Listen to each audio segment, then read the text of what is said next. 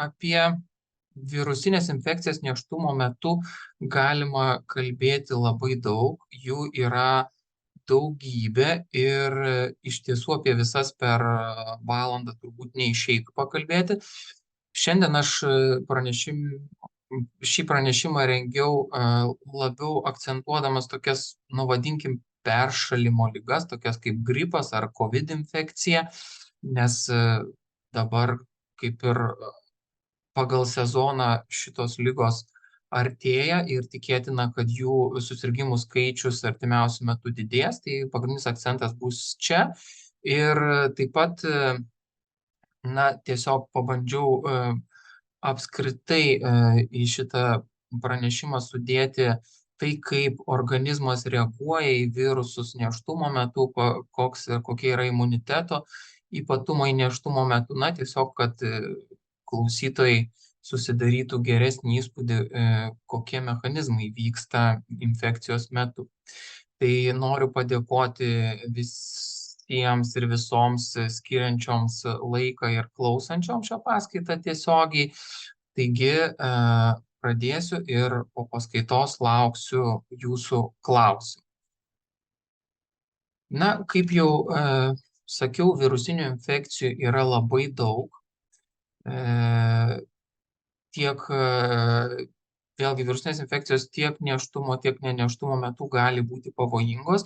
Čia sudėjau galbūt tokias grėsmingesnės ir tuo pačiu tas, apie kurias dažniau šnekama, kurios yra aktualesnės nėštumo metu. Tai virusinės infekcijos gali pažeisti įvairius organus taikinius, tai sakykime, hepatitas pažeidžia kepenis,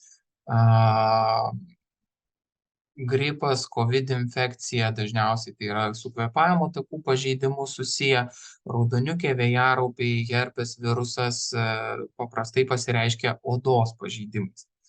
Virusinės infekcijos, jų pavojus ir grėsmė labai priklauso nuo to, kurio nėštumo metu susergama, kokia yra ligos eiga, ar ji yra sunki, ar lengva forma. Taigi čia yra daugybė niuansų ir vėlgi įvairios iš šitų virusinių ligų, jos įvairiais mechanizmais gali pažeisti ne tik mamos organizmą, bet ir vaisiaus organizmą. Taigi, kokios galimos tos virusinės infekcijos pasekmės, tai jos, gali būti ir gana grėsmingos. Sakykime, kaip bebūtų liūdna, bet visgi fiksuojami yra nėščiųjų mirties atvejai nuo infekcinių ligų. Nėra tai dažnas dalykas, bet esant šiuolaikiniai medicinai tai vis dar pasitaikantis dalykas. Tokios galbūt dažnesnės problemos tai yra kaip priešlaikinis gimdymas ar ankstyvas nėštumo nutrūkimas. Taip pat šiuo metu mokslas nagrinėja kai kurių nėštumo būklių sąsajas su infekcijomis. Tai yra pastebėta, kad, pavyzdžiui, nėščiųjų diabetas jis yra susijęs su virusinėmis infekcijomis, lygiai kaip ir nėščiosios sergančios gestaciniu diabetu yra labiau linkusios sirgti virusinę infekciją, taip ir kai kurie virusai galbūt daro įtaką gestacinio diabeto atsiradimui. Ir kita tokia nėštumo metu pasitaikanti problema, kuri galimai siejama su infekcija, tai yra preeklampsija, tai yra kraujospūdžio padidėjimai su tam tikrais organų taikinių pažeidimais. Komplikacijos vaisiui ir naujagimiui, tai vėlgi iš tų dažniau pasitaikančių yra vaisiaus augimo sulėtėjimas, iš tų baisesnių, tai vėlgi, aišku, nėštumas gali nutrūkti dar gimdoje, tai yra žūti vaisius dar gimdoje, arba gali lemti labai sunkią naujagimio įgimtą infekciją po gimimo, kuri, kartais gali netgi letaliai pasibaigti. Ir yra tam tikri virusai, kurie sukelia vaisiaus sklaidos ydas, kaip, pavyzdžiui, citomegalo virusinė infekcija, raudoniukės infekcija, tai iš tikrųjų gali pažeisti nervų sistemą, klausą, regą, motoriką, ir kitas sritis. Taipogi, dar vienas pavojus yra, kad problemos pasireiškia ne dabar, ne iš karto, ūmiu laikotarpiu, bet tai gali sukelti ilgalaikį poveikį sveikatai. Tai yra tyrinėjamos virusinės infekcijos nėštumo metu sąsajos su vėliau vaiko raidos sutrikimais, imuniteto pažeidimais, taip pat metabolinėmis ligomis, tokiamis kaip diabetas, nutukimas, kvėpavimo ligomis, kaip bronchinė astma ar obstrukcinė plaučių liga, netgi su onkologinėmis ligomis. Taigi virusinė infekcija ji yra tikrai nelabai pageidautina nėštumo metu ir galinti turėti ne tik trumpalaikių, bet ir ilgalaikių pasekmių. Na, ką reikėtų paminėti, kas yra labai svarbu nėštumo metu, tai yra, kaip veikia imunitetas. Tai iš esmės nėštumas yra unikali būklė, kada du imunologiškai ir genetiškai skirtingi organizmai turi kurį laiką sugyventi viename. Tai yra vaisius ir mama, tai yra atskiri organizmai, kurie turi skirtingus antigenų rinkinius, tačiau jiems kažkaip reikia kartu būti. Ir yra įvairių teorijų paaiškinančių šį sambūvį. Viena iš jų tai yra pokyčiai mamos imuninėje sistemoje, kurie leidžia toleruoti vaisių. Tačiau pastaruoju metu vis daugiau kalbama apie placentos funkciją, kad placenta tai yra tas organas, kuris ne tik užtikrina vaisiaus mitybą, vaisiaus deguonies poreikį, tačiau tai yra labai svarbus ir imuninės sistemos organas. Ir placentos imuninė funkcija pirmiausiai pasireiškia kaip fizinių barjerų, tiesiog per ją galim taip paprastai sakyti, filtruojasi mamos kraujas ir ji sulaiko daugelį mikroorganizmų.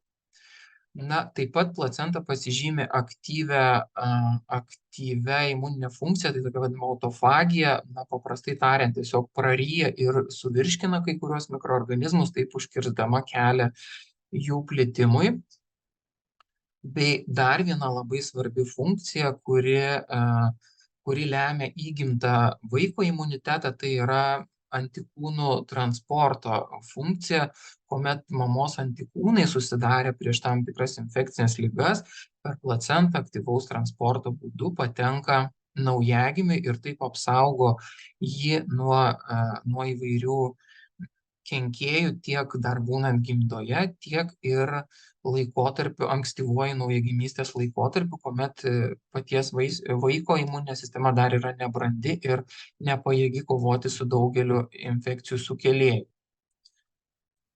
Na, kas lemia vaisiaus pažeidimą nėštumo metu, kokie mechanizmai? Tai iš tiesų, vienas iš tų mechanizmų tai yra paties viruso patekimas tiesiogiai į naujagimio kūną. Virusai, nors placenta turi apsauginę funkciją, saugo nuo daugelio virusų, tačiau virusai taip pat keičiasi, mutuoja ir jie įgyja savo evoliucijoje savybės, padedančias išvengti šių imuninių barjerų ir kai kurie virusai tiesiog nukeliauja vaisiui. Kuriuo metu tai vyksta, ne visada galima pasakyti, tačiau klinikiniai tyrimai rodo, pavyzdžiui, sakykime, toks yra živ virusas, AIDS sukėlėjas, tai pavyzdžiui, živ sergančių moterų patyrusių persileidimą, netgi jau 8 savaičių embrionuose yra aptinkami, pavyzdžiui, živ virusai. Tai kai kurie virusai pažeidžia vaisių tiesiogiai, patekę į jo organus ir ten sukeldami specifinius pažeidimus. Tačiau nebūtina virusui patekti tiesiogiai pas naujagimį tam, kad sukelti pažeidimus. Toks virusas, kuris tiesiogiai nepatenka naujagimiui, tačiau gali sukelti rimtų pasekmių, tai yra gripo virusas.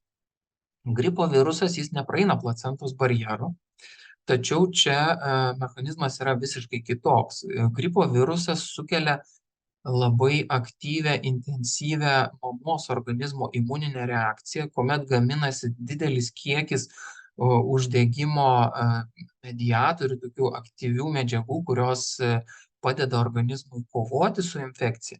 Tačiau taipogi šios biologiškai aktyvios medžiagos gali sukelti ir tam tikrų problemų. Gali sukelti, pavyzdžiui, kraujotakos sutrikimą placentoje.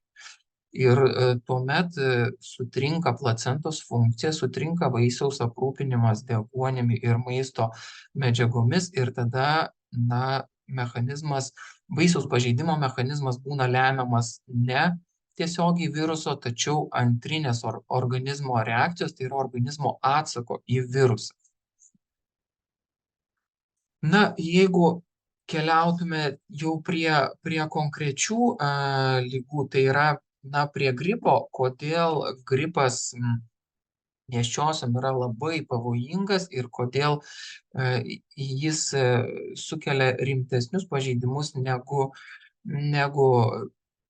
bendrai populiacijai arba nenėščiom to paties amžiaus moterim, tai, na, turbūt vėlgi lemia tie patys imuniteto pokyčiai, lemia fiziologiniai pokyčiai nėštumo metu, kurie vyksta širdies kraujagyslių sistemoje, kvėpavimo sistemoje ir tiesiog ilgalaikių stebėjimų pasekoje yra, na, gautos tokios išvados, kad nėščiosios 4-5 kartus yra imlesnės gripo virusui.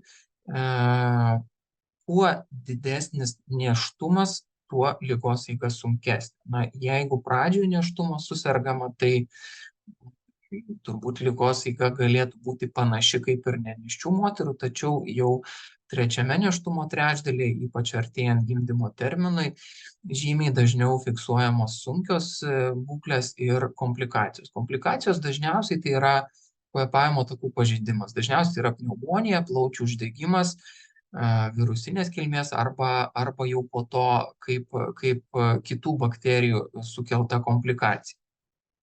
Tiesiog po persirgto gripo viruso. Na, ką tai reiškia, ką tai lemia, tai iš esmės lemia žymiai didesnę riziką patekti į ligoninę ir būti gydomai bendrame skyriuje arba intensyvios terapijos skyriuje. Tai palyginus moterų grupę, kurios suserga nėštumo pradžioje arba laikotarpiu po gimdymo su nėštumo pabaigos grupė, tai matom, kad vėlgi 5 kartus didesnė rizika yra patekti į ligoninę ir būti gydomai stacionare dėl sunkios eigos arba dėl gripo komplikacijų. Kokie dar papildomi rizikos veiksniai blogina būklę, tai yra pirmiausiai nutukimas, metabolinės ligos, geriausias pavyzdys tai cukrinis diabetas, na, esančios širdies ir plaučių ligos bei rūkymas taip pat yra rizikos veiksnys, nes, na, rūkymas, kaip turbūt visi esate girdėję ir žinote, kad irgi pažeidžia kvėpavimo takus, už tai kvėpavimo takams, na, yra didesnė grėsmė ir infekcijos metu. Gripas veikia ne tik mamą, veikia ir naujagimį, tai vėlgi kokios dažniausios problemos vaisiui, tai yra vaisiaus augimo sulėtėjimas, priešlaikinis gimdymas, vaisiaus žūtis gimdoje, vaisiaus nervų sistemos pažeidimas ir taipogi jau kaip ir pradžioje skaidriai minėtas, gali būti ilgalaikis poveikis sveikatai, kuris gali lemti po to vaiko gyvenime tam tikrų lėtinių ligų atsiradimą, neurokognityvinius sutrikimus, tokį kaip, na, pavyzdžiui, autizmas. Ir taip pat silpnesnį imunitetą, tai yra tokie vaikai, žmonės, na, labiau linkę sirgti įvairiomis bakterinėmis ar virusinėmis ligomis.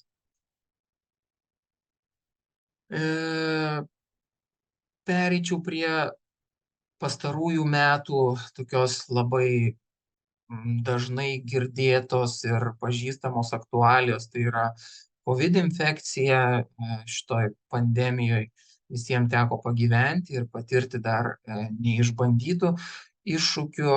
Vėlgi nėščiosiom COVID pandemijos metu taip pat teko susidurti su didžiuliais iššūkiais, tiek su ligomis, tiek su įvairiais ribojimais, sakykime, ambulatorinės priežiūros, sudėtingesniu prieinamumu, su gimdymo iššūkiais, kuomet nebuvo leidžiamas partneris ar palaikantis žmogus, tai vėlgi COVID infekcija visiems paliko įspaudą kažkokį gyvenime. Galbūt kai ką tas žodis iki šiol alergizuoja, tačiau, na, kaip ten bebūtų, nėščiosios taip pat serga COVID infekcija ir, kokie būtų ypatumai COVID infekcijos nėštumo metu. Tai per tą sukauptą patirtį 4 metų, tai iš tikrųjų pastebėta, kad nėščiosios nėra linkusios sirgti labai kažkokią sunkia COVID forma. Dažniausiai liga pasireiškia tiesiog įprastais peršalimo požymiais ir nėra susijusi su labai dideliais, sakykime, ten hospitalizacijų ir gydymo reanimacijų skaičiais, lyginant su bendra populiacija. Nėščiosios visgi dažniau buvo gydomos ligoninėje, tačiau dažnu atveju tai aiškinama ne to, kad jų būklė buvo labai sunki, bet tiesiog dėl didesnio dėmesio nėščiosios sveikatai, dėl didesnio dėmesio vaisiui, didesnio nerimo, tiesiog dėl tam tikrų psichologinių dalykų. Ir rizikos veiksniai sirgti sunkesnė forma tai yra tie patys kaip ir gripo infekcijos atveju, tai yra nutukimas, metabolinės ligos, pavyzdžiui, diabetas, širdies plaučių ligos bei rūkymas. COVID infekcijos poveikis vaisiui ir naujagimiui vėlgi nėra kažkuo specifinis, kaip ir gripo, kaip ir kitų virusinių infekcijų atvejais, tai gali lemti vaisiaus augimo sulėtėjimą, gali lemti priešlaikinį gimdymą, vaisiaus žūtį ir taipogi yra tendencija, kad nėštumas dažniau užbaigiamas Cezario pjūvio operacija. Dėl paskutinio punkto Cezario pjūvio operacijų didesnio dažnio bei priešlaikinio gimdymo čia labai svarbus veiksnys yra ta vadinama iatrogenija, tai yra kuomet dėl gydytojų sprendimų yra užbaigiamas nėštumas anksčiau. Tiesiog vengiant kažkokių galimų komplikacijų, bijant, kad gali nėščiosios būklė pablogėti, jeigu jinai jau gydoma ligoninėje. Tai tuomet pandemija parodė ir įvairių šalių patirtis parodė, kad dažnu atveju sprendimas užbaigti nėštumą anksčiau ir užbaigti per Cezario pjūvio operaciją yra priimamas tiesiog personalo, tiesiog gydančių gydytojų, taip siekiant apsaugoti nuo neigiamo poveikio naujagimį ir moterį. Dar vienas dalykas, kaip virusai veikia nėščiosios organizmą, tai yra, kuomet virusinė infekcija pakeisdama imuninį atsaką ir jį pradeda veikti tarsi kartu sinergistiškai su bakterijomis. Ir tos bakterijos, kurios sakykime, esant įprastai sveikatos būkliai nesukelia problemų, galime paimti pavyzdį kaip įvairios makšties bakterijos. Makšties flora labai įvairi ir ten gali gyventi įvairių rūšių bakterijos ir paprastai jos gyvena draugiškai su moters organizmu, nesukeldamos jai kažkokių problemų. Tačiau patekus virusiniai infekcijai, pakinta imuninis atsakas ir tuomet tos atrodytų mažai pavojingos bakterijos gali sukelti visai rimtų pasekmių. Ta pati, vaisiaus pažeidimą, priešlaikinį vaisiaus vandenų nutekėjimą, vaisiaus dangalų uždegimą ir su tuo susijusias pasekmes. Tai šie pastebėjimai yra, aišku, pagrinde atlikti tyrimuose su gyvūnais ir tokį išvadą leido daryti tai, kad kuomet gyvūnų organizmai užkrečiami virusais kartu esant tam tikrom bakterijom, kad komplikacijų išsivystymo grėsmė ir greitis ženkliai padidėja. Taigi virusinė infekcija nėštumo metu ne tik tiesiogiai, ne tik per imuninį atsaką, bet kartu ir padidindama organizmo imlumą bakteriniai infekcijai gali pažeisti nėščiosios ir vaisiaus organizmus. Kokia prevencija? Apie prevencijos priemonės, kurias buvome išmokę COVID pandemijos metu, kad plauti rankas, vengti socialinio kontakto, vėdinti patalpas, neminėsiu, tai yra bendri principai, kurie padeda išvengti bet kokios kontaktiniu būdu plintančios infekcijos. Ir aišku, kokia dar prevencija, kas dar galėtų apsaugoti nuo virusinių infekcijų, tai be abejo yra skiepai. Na, šitą filmuką vaikystėje esu tikrai matęs, jisai sukurtas pažiūrėjau specialiai datą, beveik prieš 60 metų, bet tos aktualijos, na, šiai dienai vis dar yra svarbios ir iš tiesų įtikinti žmonės, kad skiepai naudinga, kad jie gali apsaugoti nuo tam tikrų pavojų sveikatai ir gyvybei, tai visgi dar reikalauja aktyvių pastangų ir veiksmų. Tai apie prevenciją, apie vakcinaciją kitoje paskaitoje. Na, dar pasakysiu, kad visa anksčiau skaityta medžiaga ankstesnių webinarų metu dabar pasiekiama YouTube kanale gydytojas Mindaugas Balnys ir taip pat šios ir sekančios paskaitos medžiaga taip pat bus tenai patalpinta kitos savaitės bėgiai.